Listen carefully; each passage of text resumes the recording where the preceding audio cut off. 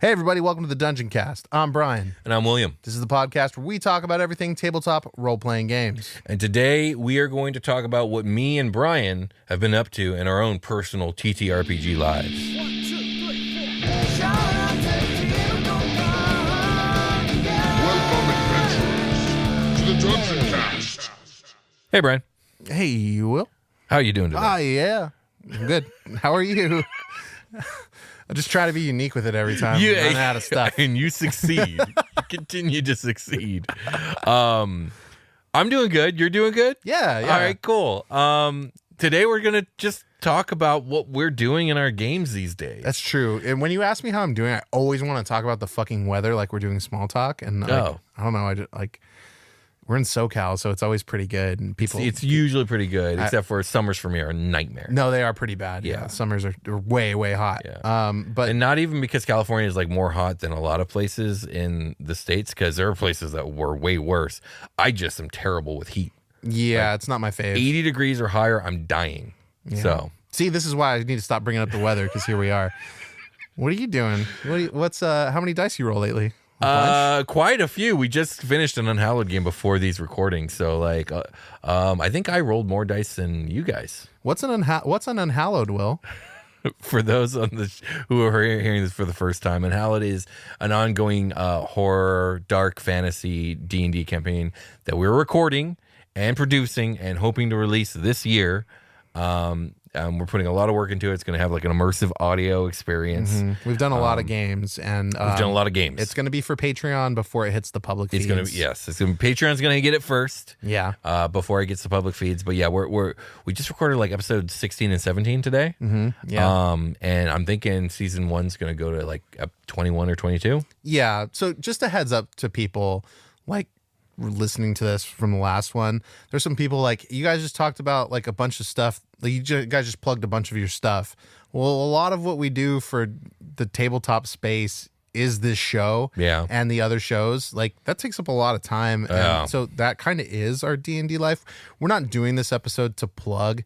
We're just want to talk about like some of the minutia of the game in like a candid way with you guys, and see, maybe we can inspire people and just sort of talk about the game in a way we're not typically doing on the show. Indeed, yeah. Also, like we're here to talk about our campaigns that are not related to content creation as well. So, what kind of tabletop gaming have you been partaking in of late? Yeah, I think I did catch a one pager with Marcos and Mariko and Jake recently. Mm-hmm. We jumped on and played.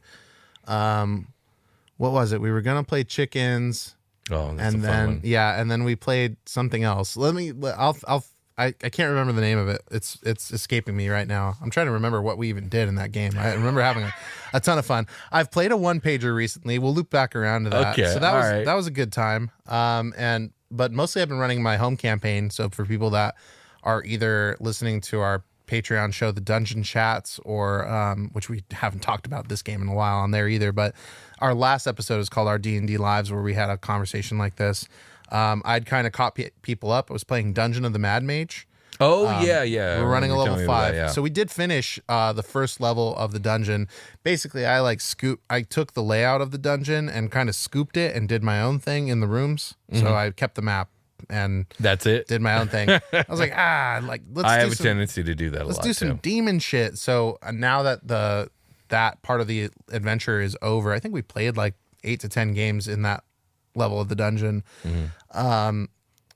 I was doing demon shit, and there were references to lots of Demonlords and stuff, but that level was dedicated to Jublix specifically. So it was like oozy and gooey, and we were assimilating humanoid bodies to become juice people or something like that in that nature. There were like containment areas with like, the creepy like a cylinder filled with liquid and like a vat and like a body in there and like stuff like that. There's like a hallway full of those, and they were getting like acid burns and stuff. I knocked a paladin out with some acid trap. Nice. And then they ended up meeting and fighting, or bartering with, and eventually fighting the aspect of Jublix in that level. Oh, no shit. Dungeon. Yeah. What level are they? They were level 5. What was the CR on this bad boy? Not crazy high. Okay. CR can be misleading. It can be. Man, somebody got in our ass in the YouTube comments about CR, and I'm like, Did they? Bro, it's part of the fucking mechanics of the game. Like, they're like, why are you talking about this? It's a myth and a illusion. A myth? Yeah, it's like doesn't It's a make myth and illusion. Like, why I would mean- you go off of CR when you should just like they were saying something about balancing combats is like why your combats are failing? Like, what are you talking about? I know the comment you're talking Yeah. about. Yeah. Okay. Yeah. I respect their approach to what they were trying to get at there, but like, Yeah, that's one way to play the game. Like, you don't yeah, gotta dump on everybody else though. Yeah, exactly. You can have a way of doing this that's really cool without exactly dumping on everybody else's also different way of doing I things. was like, chill out, man. It's Yeah. cool. We all play different games. But yeah, I like to structure my combats more like how many successful hits can I do on my party before they die to Interesting. kind of get a read on like how long will this combat take, and then I don't know what the dice are going to do when we get there. Yeah, true. So like this combat could end this quickly or be this long. That's like how I go for it. Like what length of combat am I looking for? Is this range of turns going to work for the time I have for this game? And so my CRs kind of end up being like that. Like, I want this fight to be kind of pressing, so they're going to do a D8 of damage instead of a D6 or a D10 instead of, whatever. Yeah. So I'll scale it like that. So I didn't use like a true Jubilee stat block or anything like that. I was like, gave it some ooze powers. This is like a minor aspect of Jewel Black. Yeah, and it was a minor aspect that was not very powerful. Yeah. Because they were really beat up by the time they got Oh there, my God. too. Oh, Like, God. They went through this whole dungeon and got there, and this guy, I had him be like a sleazy, like real greasy, like a cowboy kind of vibe. Oh wow, that's interesting. Yeah, he showed up kind of. They're in this like goo area, and then it kind of transforms to be like, what would a Demonlords illusion to get you to take a bad deal look like? Okay. And so this like sort of funny like Clint Eastwood type was talking to them. Like, I needed him to be a little hard and gritty, so he's not a pushover. So I kind of gave him that tough aspect to his personality. He was like, hey, why don't you like? They had come across some followers of the Demon Lord earlier in the dungeon, and they murdered them all because they're a bunch of murder hobos, right? In a dungeon full of like weird demon possessed people. Yeah. And they were like, hey, you kind of like murdered all my guys, but you could be my guys. And like, there's a lot of cool shit in the layers of this dungeon below us that we can totally get into, but you're going to need my help, and I can't really leave this room. So I'm going to need your help. So why don't we work together and like figure out, like, you found a bunch of cool shit in the dungeon. I can tell you're like decked out with some items and stuff. Great stuff. Why don't we work together? No big deal. Like, you come down here when you're ready, and then we'll work together, go down to the level below, and it'll all be good. Okay. And they were like, nah, we don't know you, dude. Like, Okay, what's for going to sure. stop us from just like keeping all this shit? And he's like, you're right about that. You don't have to be here. But like, so we did that for a while, like Okay. some back and forth. Gotcha. And he was like, eventually they're like, nah, fuck you. And he's like, that's too bad. And then the illusion breaks, and they're covered in slime up to their, Oh, like, he was capturing him during that. Yeah. Nice. I love that. and they That's get great. knocked out, and they wake up in shit. in the yawning portal above. And so I ended the game with them getting scooped up in this goo, right? And no damage yet. And then I ended the game. Okay. And they were like, shit, okay, cliffhanger. We'll see you next couple weeks. A couple weeks goes by, session starts. I'm like, yeah, so you're at dinner in the yawning portal and blah, blah, blah. And they're like, yo, what the fuck? What We happened? were here. Yeah, and I we was were like, just there, yeah. you're not listening to what I'm saying to you, and they're like, okay, what the fuck? Yeah. And they start doing the investigative work. And then one guy, I served them food and drink, right? And one guy is like, I drink all the beer while they're up investigating and trying to figure out what's going on. And I was like, Oh God. So he ingests like poison, basically. He's eating the goo. Yeah. And he doesn't know it. Yeah. And so I get to go disadvantage on that guy, regular poison rules. Lots of fun.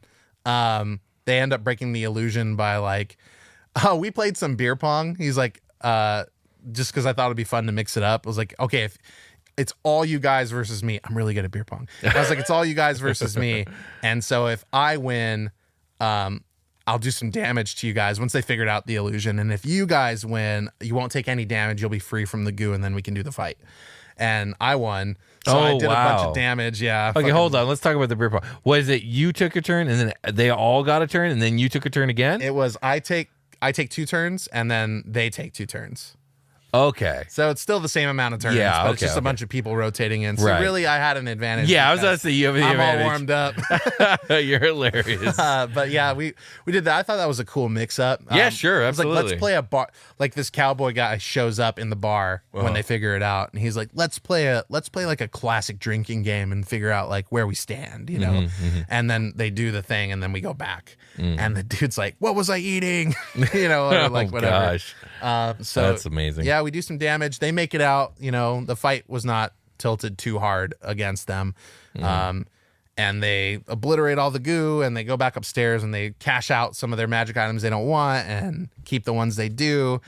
And now we're playing a game. I was like, do you guys want to go back in the dungeon, or do you want to do an adventure outside of Waterdeep? Because we're playing in Waterdeep because it's Mad Mage, right? Yeah. It's like, I could set up a dragon thing. And they were like, oh, yeah, let's do a dragon thing. So we did a dungeon. Now we're doing a dragon. Okay. Yeah, any details you want to give me on that, on this adventure? Yeah, so I was like, okay, well, you guys are military, you're conscripted by the military of Waterdeep, and you live in like barracks that are implemented into the Yawning Portal, just for convenience sake of the game, where I could like, you wake up in the place where the adventure is, and I don't have to worry about it. Right. And also like, this is where you stay, because they're like they're like world travelers. They've like come from a different world. Because we were playing a different game before this that didn't pan out. Oh, right. I was like, well, if you guys want to keep these characters, I can like poof you into a new dimension and we'll play Forgotten Realms stuff. And they're like, yeah, that sounds fine. I can only imagine what it's like for these friends of yours to try and explain their D&D game to other people. I know, we've been playing for like 3 years now. So it's crazy. been like real convoluted because I'm not putting a lot of effort into story beats because of the nature of how we play. Yeah. It's kind of like a more free and loose thing. Yeah, and it's, trust me, it works for this group. Oh yeah. For sure. And so like I guess my advice here, if I'm gonna offer some advice to listeners, like know your group. Yeah, definitely know your group. And we're now okay. So now there's a dragon outside of Waterdeep that is posing a threat to the city. So the military is using its like mercenary details to send out like those details to a camp where they can like set up outside of this swamp where they're going to go in and like kill this dragon. But the first night goes really bad. They get ambushed by a bunch of like goblins, orcs, like things like that, kobolds, things of that nature, like sort of a ragtag team of like a lot of classic D&D mob villains. It doesn't go that well. My cleric doesn't heal anybody that game. Oh, you told me about this. And we had a death in the party. Oh my goodness. And the very next game, I was like, I had a guy die. I tried to balance the combat in a way that was very challenging because there was a healer in the party and you didn't heal anybody. And that guy built a really weak dude that died. What did the cleric do? What was the cleric like? So this being offensive? What this game really is a game of pure chaos that has the deck of many things in it. They've had the deck of many things since the get. We started the dungeon with them having it on them, and it disappeared. And then I want them to keep refining it. Because I think in the last episode we did this. I'm like, dude, the deck of many things keeps trying to fucking eject itself out of my game. Yeah, and there's nothing I can do about it. Yeah, except for like it got ejected into a place where they're going to be later. Right, and so they'll find it again later, and then we restart. So we've done that a couple times. Interesting. A couple people have died to the deck, or died. They drew Donjon. Donjon teleports them to a place that you can't learn its location unless you cast the wish spell to learn its location. Is that why they're looking for wishes? You told me they were looking for wishes. So they don't give a fuck about one of the people that got Donjon, but the other guy they like. So they're gonna go find him. Okay. So the tag, I was like, I could set up a wish scenario if you guys want to pursue that. And so we talked about it and they were like, yeah, let's do that. So I was like, if you go on this quest for the government of Waterdeep to go slay this dragon, your greatest wish will be granted when you return. Like your greatest wishes will be like, we'll take care of you basically. What I was going to do with that language, I don't know. But you were going to figure it out later. Yeah, but maybe there's like, oh, well, if like you have this deck of many things and you want to find out where this guy is, yeah, I'll cast a wish spell for that. You know, no, because the wish spell is supposed to tax the person that That cast casts it. it, yeah. But I think in that scenario, it's pretty easy to just like get some info, right? Yeah, I think that's a much easier, like on the top tier of easiest tasks a Wish can do. Yeah. So the chaotic like party I have, they draw out of this deck, once a session or every other session. And last game we played, they drew a bunch of cards. So they drew 3 cards, I think, total, and one of them was the Moon card, which grants 3 wishes. So now I don't know what the fuck's gonna go on. Indeed. Yeah. Okay. They also, I was telling you earlier, I introduced an NPC that they really didn't like. You did tell me about this. Go ahead and tell the audience about There's the this situation. YouTube thing that I thought was funny called Sassy the Sasquatch, and you can check that out, I guess. But I really fucking like that character. He's like this weird. I thought it would be a cool Fay creature, and Will agreed with me. I did. This would make a good Fay creature. And he was talking some fucking nonsense when they met him, though. They like I had them Fay travel. I actually used a thing that you had done in our old game where I missed that session, but you guys told me about it. I was like, oh, I'd love to do that one day where you what was this session? you come up to like a wall that like you can't pass like left or right, and you have to go through it, and like I'm trying to remember. You go into the Fae. Okay. And then you guys did a bunch of stuff in the Fae, but I just had to meet. Were you not there for those ones? No, I missed one of the games. Yeah, there was. Yeah, God, that was so long ago. You guys had to go through like this labyrinth. Like 8 years ago. It was a labyrinth, a Fae labyrinth. Yeah. I didn't do most of the labyrinth. Oh man, I'm sorry you missed that because it was a cool one. Yeah, I don't got remember back, the details, but I was like, yeah, I remember being really happy with what I put together. Yeah, but the way they got into the Fae, I was like, oh, that's cool. Like, so I had this Fae creature create this barrier that they couldn't pass, so that they could go into the Fae and talk to him. And then they just tried to fucking murder him right away. So I was like, oh, he's going to give you like information because this dragon being in this swamp is like affecting more than just the swamp. It's affecting the other planes that are adjacent as well. And so my guy, Sass, I wanted him to be like, hey, I'm going to help you murder the fuck out of this dragon because you guys are clearly out of your league with this. Yeah, you can't do it alone. They don't realize they are. Oh my goodness. Okay, you said he was annoying to them, right? Yeah. What did you say to them? Well, they asked where he's like, okay, what's your deal, man? Where are you from? How'd you get here? And he starts talking about, I basically start spitting out the thing that happens in Sassy the Sasquatch, which is like, I met a bunch of aliens and they dropped me off. And then I was like chilling with a bunch of dinosaurs. And then I was fucking like riding a dinosaur. And then like, I felt there was a comet that was going to come. Like you could see it in the sky, but I fell asleep and I missed it. And I woke up and everybody was dead. And then I fucking like built a raft and like went out on the ocean. And they were like, dude, what the fuck are you talking about? And they just started casting spells at this guy. I was like, yo, wait, like I'm doing a thing. He's a Fay creature. He's supposed to like dance around the fucking be weird about it. Yeah. Maybe I was a little like, I did kind of make them suffer through it a little bit, but like to just like whiplash to that, I was not expecting. I'm gonna kill him. Yeah, I was like not expecting that necessarily. Well, you did say they're murder hobos. They are murder hobo. It's a very murder hobo-esque campaign. So. Speaking of your campaign, I'm trying to get in on some of these sessions coming up here pretty soon. And I had a lot of fun building my character for it. So I put together a Tempest Cleric / Storm Sorcerer. He's way more Storm Sorcerer than Tempest Cleric. It's like 2 and 4. What level were you again? 6? You said level 6? Yes. Well, now, see, things got weird because people were drawing out of the deck of many things, and they were getting 7? The Sun card, and we play Milestone. So I just level them up when they get it. So some people are level 8 right now, but I think most of the party's supposed to be level 7. Oh my goodness. Okay. Yeah. I think I built a level 7. So I think it's 2 Cleric and 5 Sorcerer. That sounds fun. And he's a Goliath, and I'm super stoked to play him because he's not going to play like either a Cleric or a Sorcerer. Basically, cool. I grabbed Tempest Cleric. Basically, I wanted a lightning thunder themed guy because I like lightning and thunder, and I mean, you know that. But I picked up Tempest Cleric for 2 things: the weapon and armor proficiency that you get, heavy, so he'll be in plate. Nice. And then level 2, you get a feature called Destructive Wrath, which this is very power gamey, by the way, but essentially what Destructive Wrath does, for anyone who doesn't happen to know, is when you make a attack or cast a spell that does thunder or lightning damage, you can maximize the damage of that spell. Cool. That's powerful. Yeah, you could do that once a day, or is it once a short rest? I think it's once a short rest. Even better. Even better, yeah. Later, if I were to somehow pick up like 5 or 6 more levels of cleric, which I'm not going to, I'd be able to do it twice a short rest, but that's not going to happen.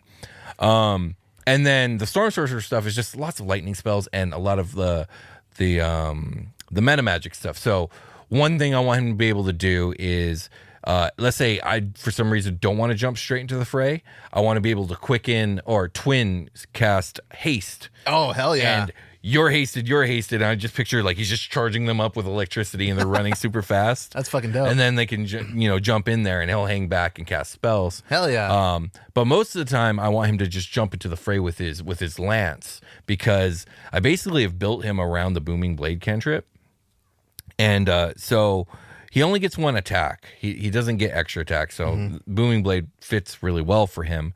And at level 5, the Booming Blade cantrip gets an extra 1d8 of thunder damage.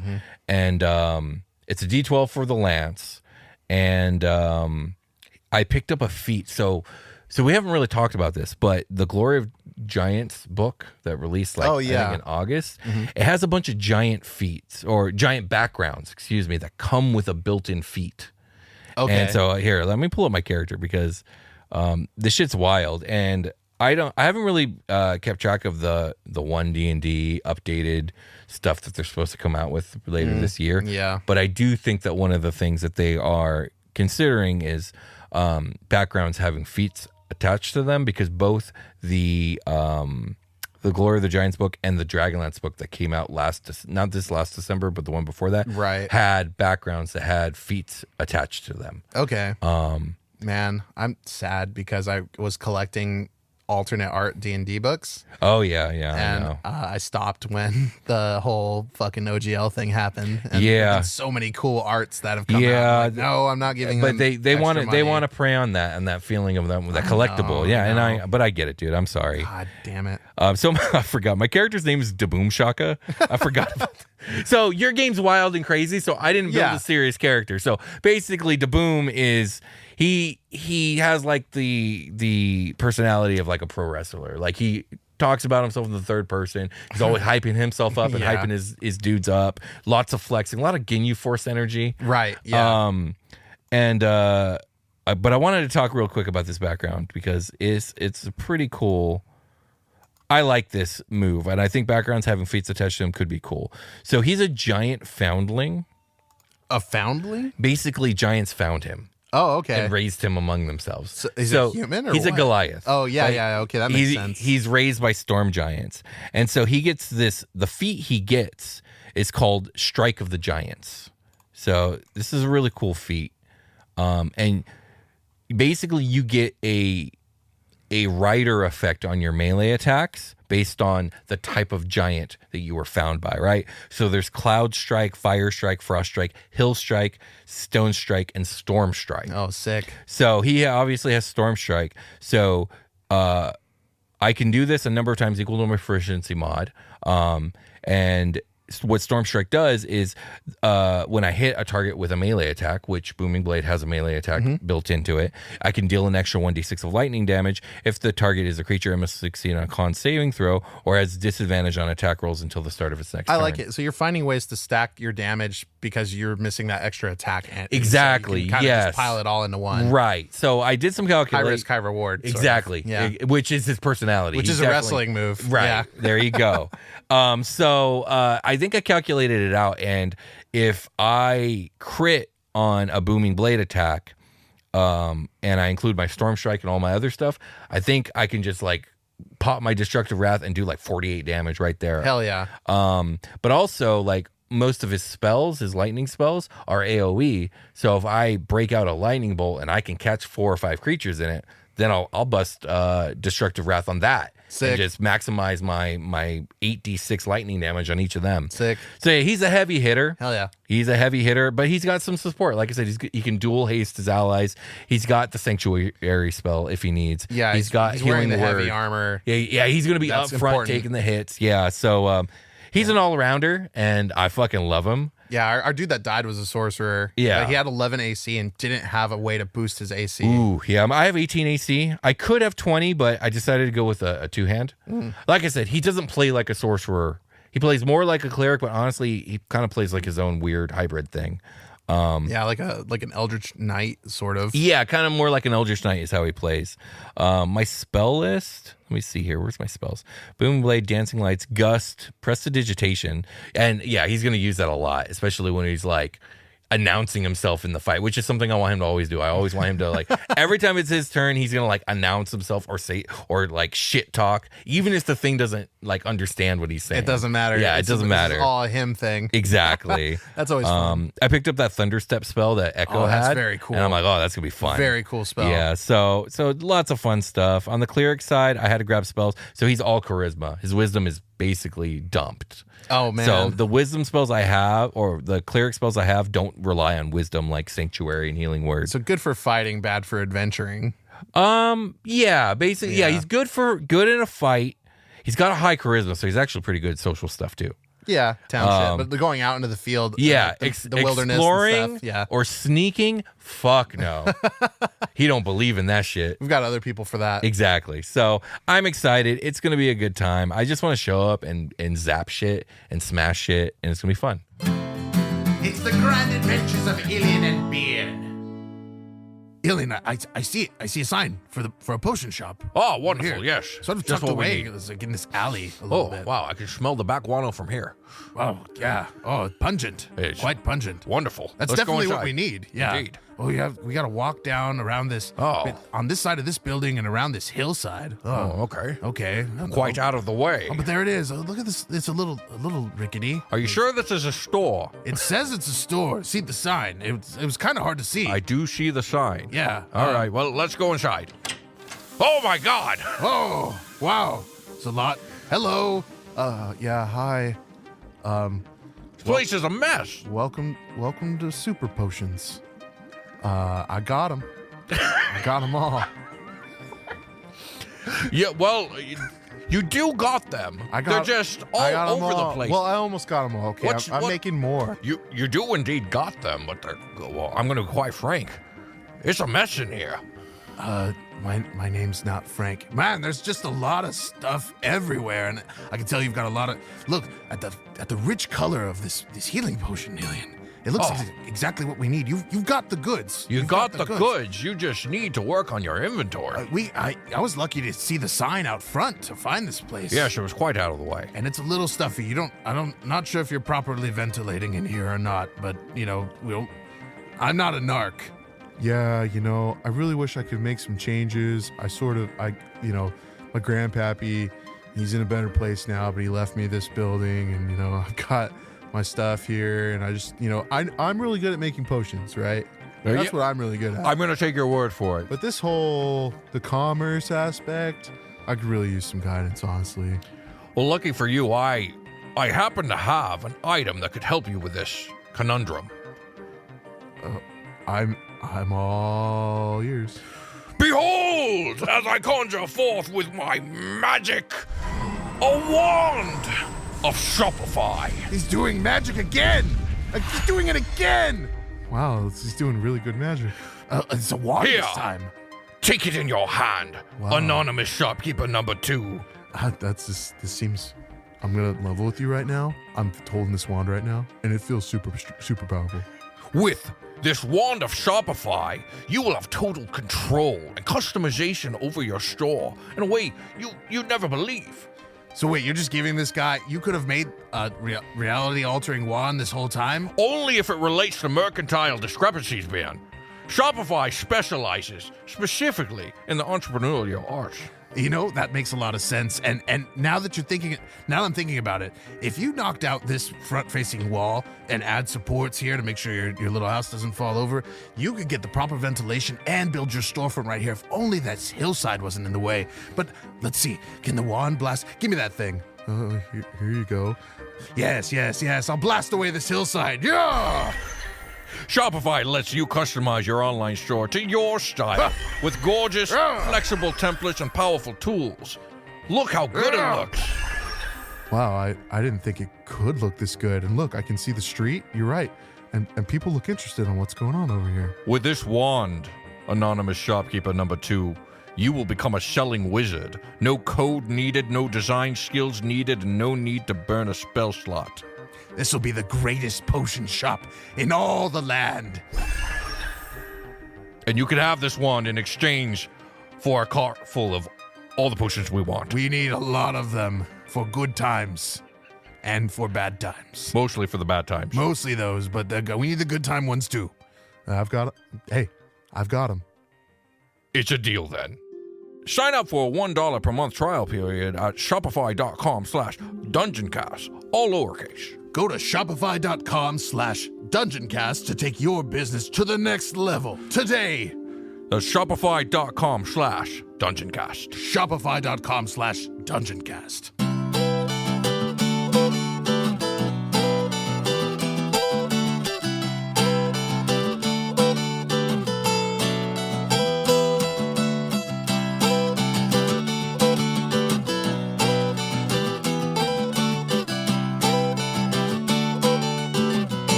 I remembered what one pager we were playing. It's called Magic.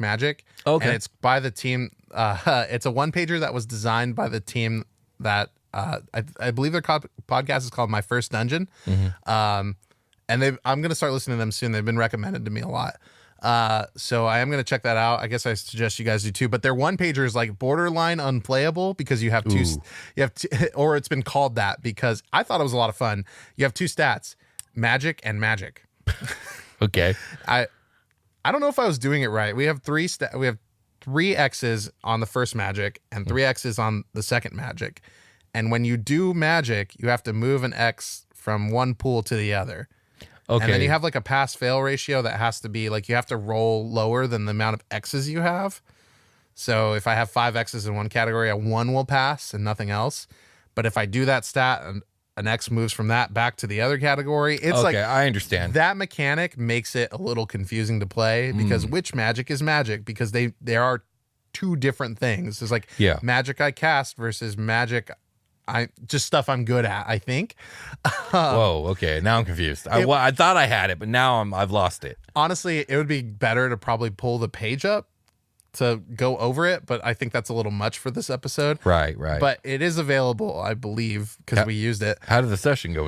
You said it was a good time? It was a lot of fun. Mariko ran in, and it was a great time. Cool. Mariko's pretty talented at like just sort of like running shit on the fly. And the one pager is designed to help you sort of do that too. Okay. You roll for like what the contingencies are in the game. You know, like, oh, here's who's evil, and here's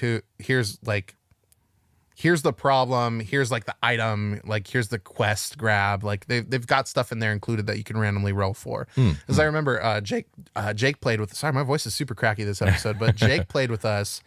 And at the end, I remember him being like, did you just fucking come up with this like right now? And she was like, well, I had the tables, but yeah. And I was like, yeah, Mariko's good at this shit. That's cool, like, man. That's awesome. Nailed it. We had a lot of fun. I'm having to like jog my memory to pull the details out of it of like what character I was because I had to like randomly roll. I remember I had a big do you know those lions, the stuffed animal ones that are like big? They're like 3 feet. They're like a 1 meter. You get them at like carnivals and stuff or like a Knott's Berry Farm. Yeah, sure. I think they're like they like look a little realistic looking. Yeah. I had a prop because in Magic you're all magicians. Okay. And we were running like what's that movie? I did this in the game too, where I was like, what's the movie with all those dudes like Woody Harrelson and they run like a heist and they're all magicians. I never saw it, but I know what you're talking about. Well, anyway, it was that style of movie where we're like kind of running a heist a little bit. Okay. We were based out of like Laughlin, Arizona or Nevada, Laughlin, Nevada. Okay. Yeah. And we were like, I was like a washed up, like older, I was David, what was it? David Delane. Okay. David Delane. David Delane. It was David Blaine. David Delane.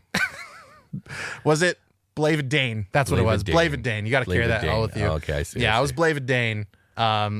We had to go to Florida to like fuck with this other magician and like steal his like card of power that had like real magic.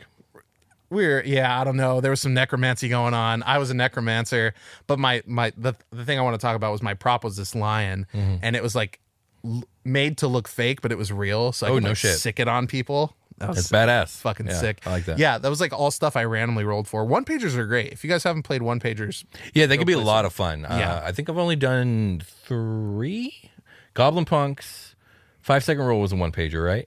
yeah, And then the chicken game, which is fucking hilarious. yeah. I'm sad I had to miss that one. And but- with those games, a lot of times, you roll like a d6 on like 2 or 3 different tables to roll up your character, right, and like work with what you got. It's kind of like the spirit of the game. yeah, Which is gonna be really fun. And we just were like, hey, you guys, we're just free tonight. You guys want to play a 1-pager real quick? And then we're just pretty much ready to go. I mean, like, There's real no prep work. necessary. Yeah, you just it's kind of true. do the thing. And as long as whoever's running the game is comfortable with the improv. yeah, like I'm comfortable enough where I could probably pick up almost any 1-pager and just like go for it. Yeah, definitely. And yeah, Mariko did an awesome job and we had a lot of fun. So that was cool. I'd like to do more of that. It's just like squeezing those in here and there is what they're for, right? Yeah, time is difficult. Scheduling's always a problem. And speaking of scheduling, I want to talk a little bit about my home game that I'm a player in. We talked about it a little bit last time we did an episode like this, which place I told you we were doing a Dark Sun setting. Oh yeah, that's right. But my character really doesn't fit the Dark Sun setting, and so the DM like jumped through some hoops to make it work. And because he's an Eladrin paladin, he's very knightly, but he has been cursed with this ice sword that won't leave him alone, and has some sort of spirit in it. Okay. And this last session that we played really got the story wheels going in a way that I'm like, oh fuck yeah, this is gonna be amazing. Hell so essentially ends up finding that the Eladrin kingdom that my dude came from was responsible for basically fucking up like the multiverse. Nice. So they're locked in an eternal like spring summertime of like verdant green and everything is plentiful and whatnot. And the way they did that was by sealing away the Archfey of Winter into an object, which was this sword I ended up getting later on. Cool. And the machine that was used, basically there is a whole Fomorian plot. And there's like hag stuff going on as well. Fomorians, yes, that's cool. Yeah. And basically they cut a deal with the Eladrins to seal away this Winter Fae who was causing them all kinds of problems because she didn't like how good they were at surviving winter. Oh. And Sounds like Auril. her guess who it is? It's Auril. It's Auril is Yeah. locked in my sword. Hell yeah. And she's pissed, bro. Yeah. So she wants to be out there doing winter shit. but she's pissed specifically at my kingdom and my home. So Put her in a sword, dude. yeah, they put her in a sword. And my guy's all like freaked out because like he feels like he's been lied to his whole life. Also, my dude finds out he's not even he's half Eladrin, right? And so I just rolled with Eladrin stats, but he's quote unquote half Eladrin. Oh, you're a half elf, Always, technically? yeah. Always not thought statistically. his dad was a human. It was never really said. Finds out his dad is actually one of the minor Winter Fae who served in Auril's court. Oh no. And he's managed to evade detection and capture by the Eladrin people by hiding amongst them, transformed. Yo. So hiding in plain sight. all these bombs have been dropped, but he left, and the reason he left was because he couldn't evade detection any longer, so he had to go. So this is the first time my character ever met his dad. Your dad is Omni-Man, sort of. I guess so, yeah. That's not exactly the plot. No, of but that. I hear what you're saying. So anyways, yeah, the Fomorian plot, basically, in exchange for access to the world tree, they would build a machine that could do the thing they wanted to seal Auril away. They do that, but the machine is draining elemental energy from various planets of the cosmos, right? Oh shit. And so the planet that we're on, the quote unquote Dark Sun planet, which is just kind of like much like your Waterdeep is just your Waterdeep. Oh, it definitely is This mine. Dark Sun is just our Dark Sun, so it's completely different from normal Dark Sun. That's like what it should be a lot of the time. I right? agree. Like, No, I agree for sure. Playing traditional setting is like you're talking about like Where are we? So- what timeline are we inserting? Or what part of the timeline or whatever? Okay, we're gonna take a tangent here because I was talking to Michelle about like different like philosophies of dungeon mastering and stuff, and how like one of the things on the show that I like to try and remember, or when I'm writing the book, I'm writing a section of the book that I would never use. Michelle is your life partner. Michelle is my life partner, my fiance, my love. Sorry. So, but I was talking to her about how like I have to take into consideration that there's an entire half of the D&D community that has a completely different ethos of philosophy on dungeon mastering. They don't want to have to make it up on their own.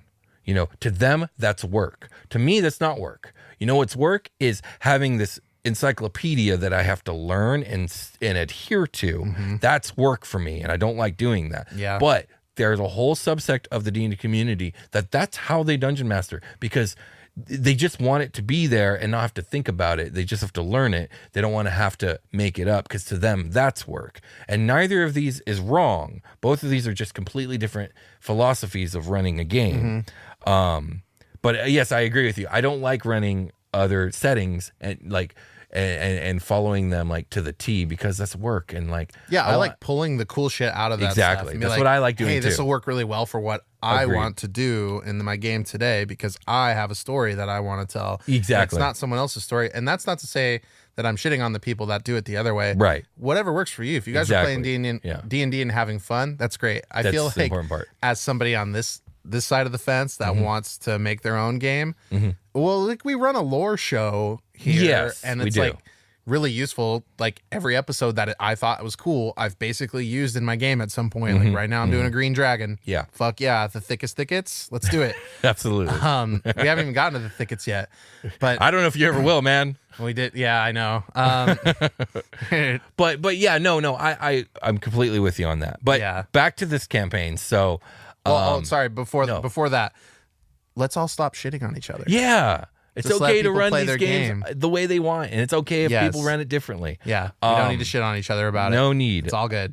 So basically, this world that we're on, the reason that it is the way it is, this desert wasteland of death, is because this great machine that's somewhere in the cosmos, we don't know, is draining this planet's particular element of water. Oh, so this planet is turning into Dune. It's slow. It is Dune already, but like, theoretically, if it continues, the planet will have less and less and less water until it's just uninhabitable. Planet of ash. And theoretically, there's 3 other planets out there that are being drained of their air, earth, and fire, respectively. Oh, man. And so this big reveal has actually been great, because it's like, holy shit, we're going to go planet hopping. We got to save these 4 worlds. Like, and they're all going to be so different from each other because of this machine and grand adventure, Final Fantasy style. Let's fucking go. Sometimes So I'm stoked. Sometimes I've been getting hit with like, there's a few shows I was watching that do this, and some others. I don't know what it is.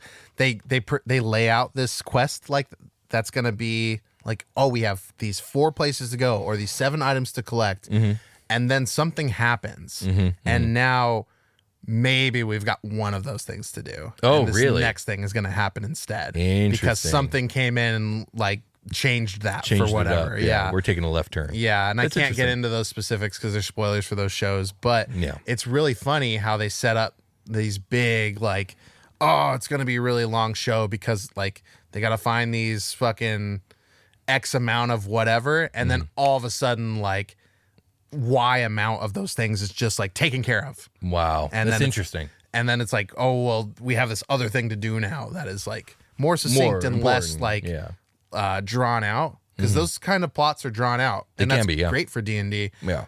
Okay, quest 1 done, quest 2 done. Like, I've played a lot of video games like that. Yeah. But if like the bad guy showed up with like 4 of the orbs out of the 5 orbs I need, and I've got 1 orb, and he comes and like fucking destroys half the planet or whatever, and there's nothing I can do. That's fun too. Now we've got a different thing to do. Yeah. What else you got? So I think last time we talked about this, I talked about how Michelle had a Warforged wizard that was reflavored. So she discovered a thing that I think a lot of people discover when they make a character that they like the concept of, but have trouble role playing. And that's that it's okay if you can't role play a creature, a thing, a cool idea that you had. If you can't pull it off and you're kind of like over trying and you want to do something else, that's okay. It happens to all of us. Yeah. You will find as you play the game, there are some things you're really good at role playing. There's some things that you struggle to role play. Like I would not make, and I at this point refuse to even try anymore to be like a charismatic bard. I just don't have that character in me. It's hard for me to pull it off. I have a lot of other characters in me, and I have more fun with those. So she switched her character. Story-wise, her robot wizard has ventured off into the desert somewhere, and she's now playing a tiefling cosmic sorcerer. So lots of stars and moon magic. And, That's fun. Yeah, it's so, and immediately she's playing like this really like energetic and boisterous character, and she's just fell right into the roleplay way that's easier. awesome. I love seeing that. Yeah, so it's been really cool. Only one session with that character. I can't wait for the next one. This last one got canceled. DM Jake, if you're hearing this, I hope your back's feeling better, man. Back pain is the worst. DM Jake, you sounds like you're doing some cool shit over there. Yeah. Keep it up. Can't wait for the next game. It's going to be fun. Other than that, the only thing I have going on in my personal life is friend of the show, Tom, who co-host of the Do Could You Imagine, a podcast that we used to do back in the day, reached out to me. We hung out, and he asked me if I'd run a game for him and his close friends he really wants to play. And so we're running a one-shot. And Hell yeah. it's been really nice preparing a game on the DM side that's not content. You know, I don't have to worry about an audience. I don't have to worry about production levels.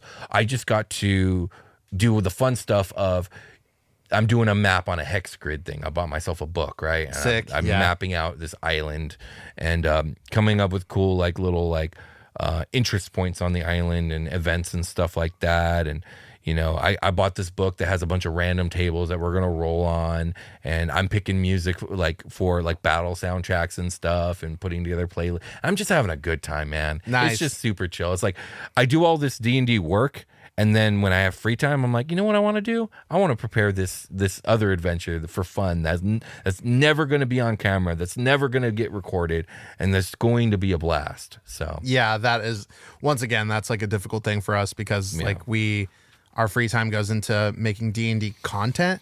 yeah. So we find ourselves like doing the content stuff a lot. Yeah, it's But- absolutely true.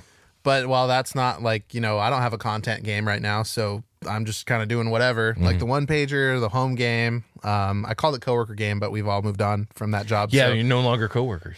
Well, that's the funny thing is we are because we all left the company and went to the same company. That's incredible. Yeah, It still is a coworker Still game. kind of the coworker game, That's although we're all in stupid. different offices, kind of scattered around SoCal. Okay, but interesting.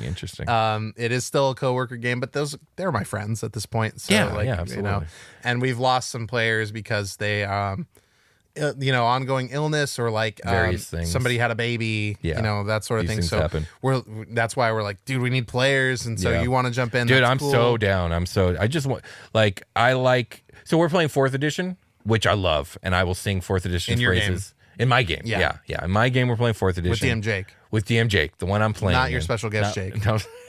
And also not the game I'm running for Tom. That's where you find me. Yeah, a lot of irons in the fire. Yeah. 4th edition, I will sing its phrases forever. I could get into its critiques as well. And one day we will do a 4th edition explained episode, which we will go into both. But I'm not part of a 5e game that I'm playing in. And so I'm very excited to do that.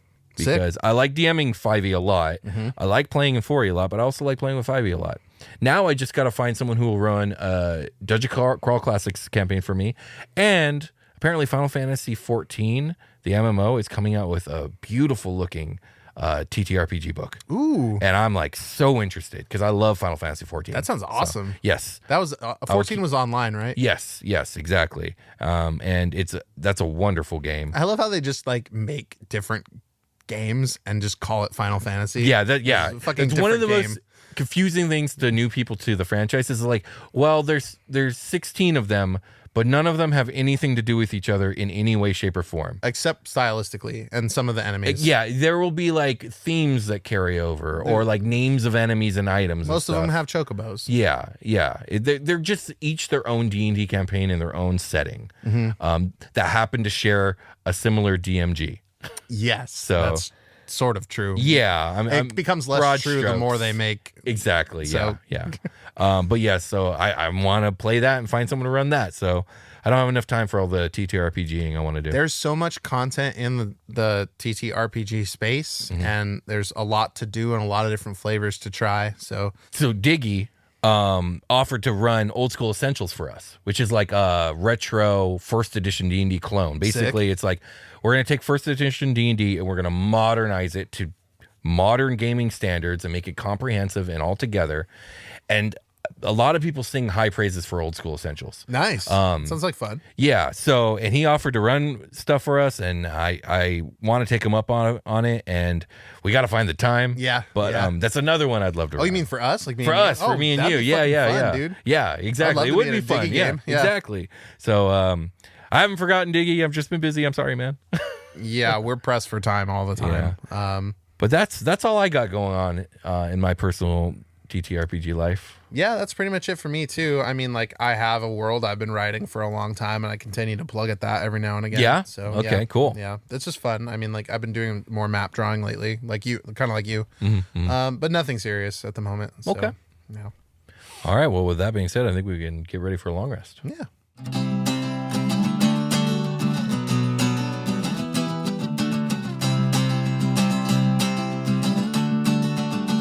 Hey everybody, welcome to the Long Rest. This is the part of the show where we put on these very lively slippies. They just want to roll dice real bad. And let them, you know? Just let them. You ever roll dice with your feet? No, I haven't actually. Fun fact about me, and my family members all know this, and many of my close friends, and now you will know this too, William, Okay. is I have very dexterous feet. I also have very dexterous feet. My toes are long enough that I can grab things like hands. Yes, I can do. It's mostly my. Which is not something I'd ever expected to say on this show. Exactly So- right. It's come up now though. But you know, anyone who makes it to the long rest, they deserve those secret nuggets Deserve to know, these- like about our toes. These sweet nugs. Yeah. Grab. I could easily grab a D20 and throw it. Oh, me too. I definitely could. I never have, but I definitely could. I mostly use that power to pick up socks and put them in the laundry. Yes, I do and that other as well. things like that. So that's fun that we have that in common. I thought that I was never going to be. knew. I didn't think there was anything new left to learn about you, bro. Yeah, people are like, you have what kind of feet? And I was like, yeah, I can do this and this and this. Like, that's cool. But then they see me do it and they're like, fuck, man, what the fuck? Yeah, Like, no, yeah. yes, that's People I can probably get weirded out. You can grab this. Oh, right? yeah, I can easily, grab that easily, Yeah, there's a bottle of water. Yeah, I here. could literally like push my foot up and like grip it with my toes on the side and pull it up. Yeah. Okay. Yeah. Do you think you could get the cap off of this? I don't think I could do that. No, I couldn't do that. That sounds hard.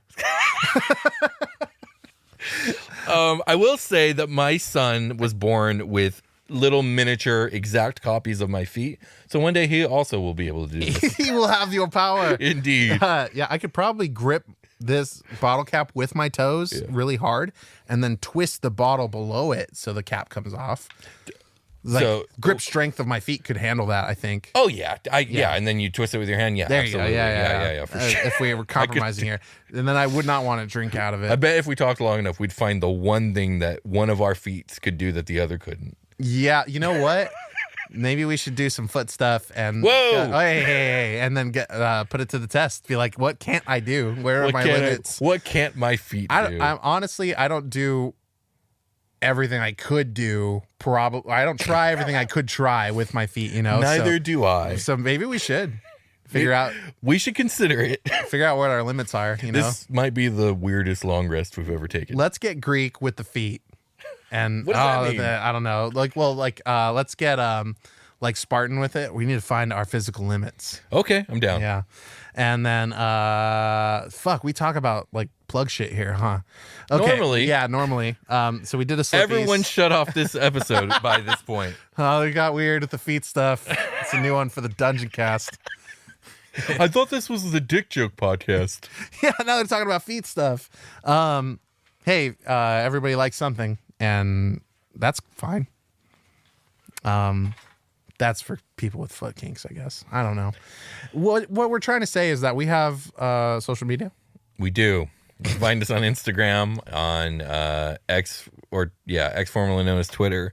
On Mastodon, we're on Threads. We are on Discord. That's the best place. I'm gonna level with you guys right now. Discord is the best place. They're all good, but Discord is the best one. Yeah, it's just objectively the best. Yes, and the For community there no particular reason. is phenomenal. Our Discord is just generally phenomenal. The mods, Diggy is the admin. You guys are all great. I love spending time there. Most of the time, I'm just lurking. But I also try and respond when people reach out to me. And I feel like I have like a 95% get back to you rate on Discord. So if you guys are interested in hitting us up, that's the place to do it, especially if you want to engage with us on the hobby in general. Yeah, and I love going into Artapalooza and scrolling. It's been a second since that I one's did. fun, yeah. Will actually scrolls Discord with his toes, just so you guys know. I could. I could too. I Okay, so it's not that. Yeah, it's not that. You think you can unlock your phone with your feet? Yeah, I could. I have a pin, so I could. Yeah, I could tap I for. also have a pin Yeah. I could tap for, yeah. I don't know if I'll get it right the first time. Like I might actually. No, I'd probably fuck it up like 3 or 4 times. Hell yeah. Yeah, I probably would too. I could do it now. I got a fingerprint scanner on my thing. I could probably put my toe in there. You probably could. Yeah, I does think it know most the people could difference? do that one, though. Yeah, most people could. I'm just proud. All right, let's call it a game. We're going to call it a game. Wait, do we have anything else to No, plug? there's too Okay, much yeah. feet. You're right. Bye. Bye.